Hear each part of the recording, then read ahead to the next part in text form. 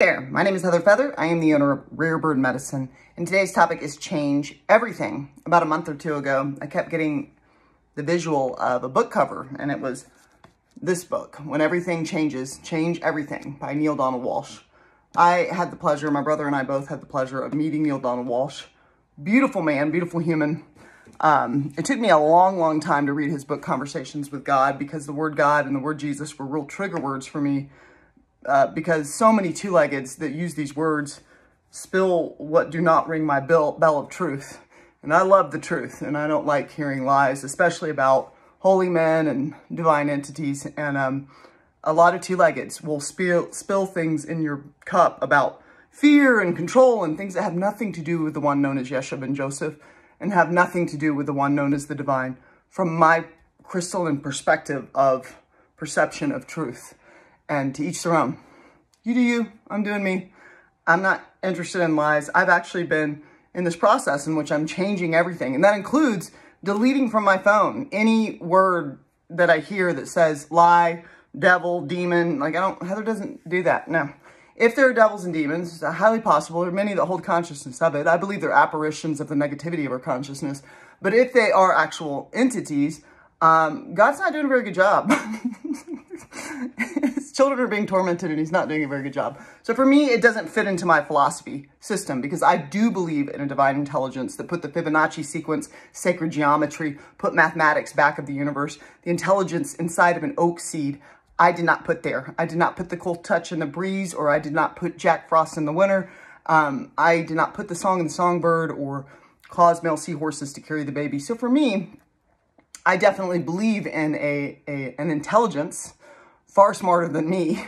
And that would mean that that intelligence is far smarter around love and forgiveness than I, because that's the greatest quality I offer. From my perception, that would be the truth. All that being said, the reason I wanted to make this video is because a couple months ago, I kept seeing this book cover and I was like, and of course, I'm not reading it. I'm sure there was time to read it, but Heather's very busy. But I did just take the message on the cover of the book and start to change everything. I am a creature of habit. I'm an INFJ. I am neurodivergent. I'm on the spectrum like we all are. We're all on a bunch of different spectrums, but I'm on that brain spectrum tip.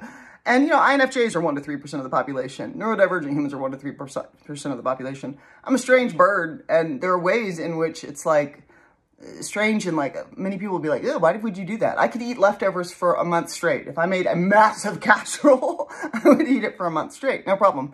I am a creature of habit, you know?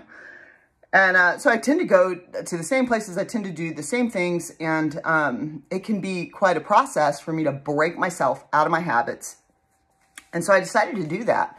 And I started doing autophagy, which is where you fast for up to 14 hours a day, 14 to like 20, 21 hours a day. And so I decided to do 20 to 21 hours a day. And it wasn't easy, but I can highly recommend it. There are a lot of studies coming out now around giving the body a break. And I've actually been saying this since I was very young. I've been saying we give our cars an oil change. Why wouldn't we give our organs and our body a break? Seems like we should fast.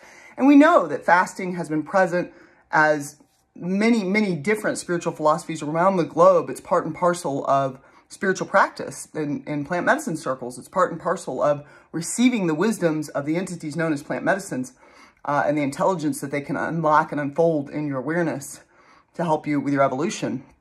And so fasting has been a common practice, and that's really what this autophagy practice is. It's where Heather Feather stops eating around 9:30, goes to bed, gets up at 5:55 in the morning, and from 5:55 in the morning until around 5:30 or 6, I don't eat. I have several fun types of teas that I drink. I do like an Earl Grey tea with a little bit of stevia. I do a moringa and mango mix, and I do about 3 cups of coffee with a little bit of stevia as well, because Heather usually drinks a lot of coffee. But I do a lot of hydration. I do a lot of water. So one of the reasons I really wanted to do this practice is because I'm not hydrating enough. I'm 49. I should be drinking lots of water. It's not only great for the skin, the hydration is good for all of the organs. Water serves the spinal fluid. It serves so many different things, just general functionality of the body as a whole. the shaman that I trained with for a long time was like, tell every two-legged to breathe air and drink water because they're probably not doing either. And it's free. They don't even have to see you again. They can just go practice those two medicine practices till the end of time, you know? So breathe air, drink water. So Heather's been working on that. Breathing air, breathing more air. I go also to the mountain every day. So one of the things I've been changing is I can't have a technology-heavy job. I have a day job where I do data entry Monday through Friday, from 7 till 3, and I do write class on the weekends. I'm about to start teaching class on Thursday. So Heather is mired in technology, which is very divergent from my frequency. I feel most at home when I'm at nature and when I'm enjoying nature. And so part of this change everything has been a matter of me driving to the mountain every day after work and taking a hike and getting a little exercise in. I've added 100 sit-ups in the morning when I get up. So I get up, I start to make my teas, and I do 100 sit-ups. So I started to really shift because I could see, you know, there are ways, not only just due to my habituation, but there are ways in which our lives can begin to cycle into a great redundancy. And it's just like, oh my gosh, I feel like I'm on a rat wheel, you know? And we're always spiraling like out and up. It's not just, you're not just like looping, you know, you're spiraling in a wonderful direction of evolution. And changing everything brings in new opportunity. Being willing to take risk brings in new opportunity. So, you know, I wasn't going to teach a class this year, but a beautiful friend from a spiritual community I know, I posted something about shamanism, and she was like, this is the stuff I'm wanting to learn. And I was like, all right, if we get 3 students together, I will teach this class. And now I have, I don't know, 10, 11 students joining together to learn the foundations of shamanism starting next Thursday. And that's because of her willingness to commit to, like, I want to make this change. I want to learn more about this topic. Now, because she was willing to make that expression and make that change in her life, she activated me in a desire to hand it and share it, because I'm so grateful to my teachers for every word they've uttered in my ear. And if you've ever uttered a word in my ear, you've been my teacher. I'm so grateful to my teachers. And I'm happy to share and disseminate those things I've received in my ears that have really aided me in my evolution journey. And so I'm kind of asking you today, is there any way in which you find yourself in what feels like a redundant pattern? You know, a common, just like doom scrolling, a common modern day pattern is choice paralyzation, where you are inundated by choices. You know, this may be a lot more of a Western problem, like when you go to the grocery store, but you're inundated by choices and you have a tough time picking. This is very common with TV. So people have Prime, they have Hulu, they have Netflix. This is modern day TV. They have, you know, all these different platforms. I got Peacock, I got blah, blah. Heather really works to have one platform at a time. I'm going to have Hulu. I'm going to pay for Hulu. I'm going to watch all of Hulu. When I feel like I've seen everything on Hulu, I'm going to switch and I'm going to go to Prime and I'm going to watch all of Prime. And that helps to minimize my choice paralyzation, because I don't have, it's like, this doesn't have anything, let me go to this platform. It's just like, you just have to find something in here or you're not watching TV, you know?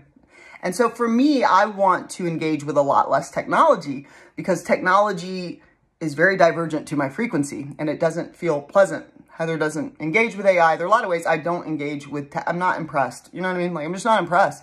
I'm more impressed with the things that humans can create of their own accord, with their own, you know, and AI was created by man, but it just doesn't impress me. It's written to appease people's egos, first of all, which is a very toxic system. It's creating all kinds of psychological disorders, or GPT chats in our AI that's out there. And there are lots of articles coming up and flushing up about it, because people are perceiving what AI is telling them as a reality, and AI was written to appease your ego. And that's a really dangerous thing, not only in AI, but also to having a friend or to having a lover. I don't want anyone to appease my ego. I don't want you to appease my ego. No, I don't want you to be like, you look like a piece of human trash. You know what I mean? I want you to be compassionate, but, you know, yeah, you might want to freshen up. You don't look great. You know what I mean?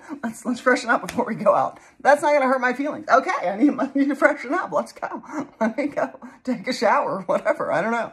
But I feel like I appreciate those that are honest with me, because Heather Feather is looking for the truth, you know? I'm trying to find the truth. And one of the things that we see in the modern age is just being inundated with choice. The current change that I'm trying to make with TV, I'm in the process of doing it this month, is getting rid of having one platform and having only YouTube available. So if I want to watch television, I can learn about quantum mechanics, I can do Pilates, you know what I mean?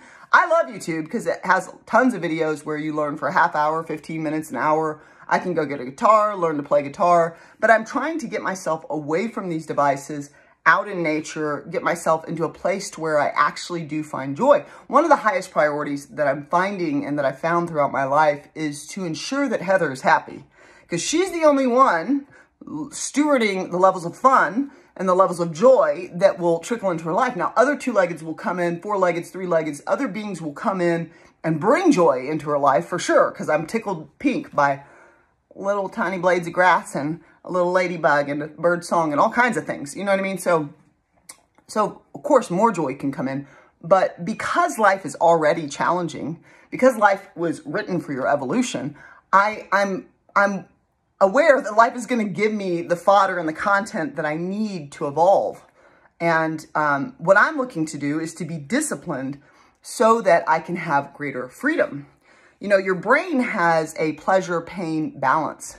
So when we give ourselves a lot of pleasure, I'm going to order the pizza, I'm going to watch the show, I'm going to get some chips to eat after the pizza, I'm going to get this big soda, I'm going to, you know, I'm going to do all the pleasure things. I'm not going to exercise, then your brain goes, you've had lots of pleasure. We release a lot of endorphins and a lot of neuropeptides and a lot of biochemistry in your body for the pleasure that you've given yourself. You've felt the luxury of what is released when you eat X, Y, and Z foods and you don't do the exercise. But when you choose pain, when you choose, I'm going to exercise and I'm going to eat healthy, then what happens is your body releases the neuropeptides, the biochemistry, the chemicals of pleasure because you've chosen pain. So when you opt in, well, no pain, no gain. I never really liked that saying because it's like, it sounds like a real self-flagellating statement.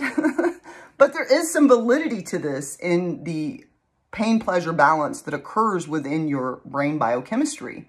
So how much pain or how much challenge are you actively taking on in your life? Do you stretch? Do you exercise? Do you hike? Do you walk? Edgar Cayce said a walk is one of the most effective forms of exercise. It also clears the mind. You don't have to go P90X. You don't have to go, you know, join some insane fitness program. You can just start walking, start stretching, start going to a park every day and walk around it and breathe in the beautiful nature. Take nettle if you have extreme allergies, you know. Stinging nettle or nettle is a powerful allergy medication that is natural. So Heather loves to tickle all the plants, very gently, of course. I love to say hi to them. Hi, hi, hi, and send them anahata, heart chakra energy. But I just realized, like, last week, it's like, Heather, you've been having extreme allergies. It's probably because you're tickling all the plants when you're out in the forest. So I take nettle and I still go to the mountain every day, and I love it so much. I'm having the time of my life. What are you doing that is not fun? A lot of people are doing extreme not fun relationships. And I get it. I've been there. But really, you know, at 49, it doesn't interest me at all. Somebody who's in a pattern of constantly fighting, I have a lot of empathy for, and I do feel sorry that they're in that pattern, and I do pray for any lover I've had that's stuck in that pattern, but I don't want to spend my life fighting with someone. It doesn't mean that I don't have the capacity to get in a disagreement with a lover. It just means there are people that are literally in patterns of like, I fight every day. It's like, okay, you know, I'd rather just be alone and enjoy my own company. So I've gotten to a space where Heather is going to be with Heather. I have no interest really in getting in a relationship right now. I am focused on creating the college, and I am asking myself every day, what do I need to change? I want to drink more water. I want to breathe more air. I want to be in nature. Oh yeah, I want to go to the hot springs more often. I want to make sure, it's like, so I'm constantly taking that next step of choosing what may ultimately lead to greater pleasure, joy, and enjoyment in my life. Is there anything in your life that you might like to change today?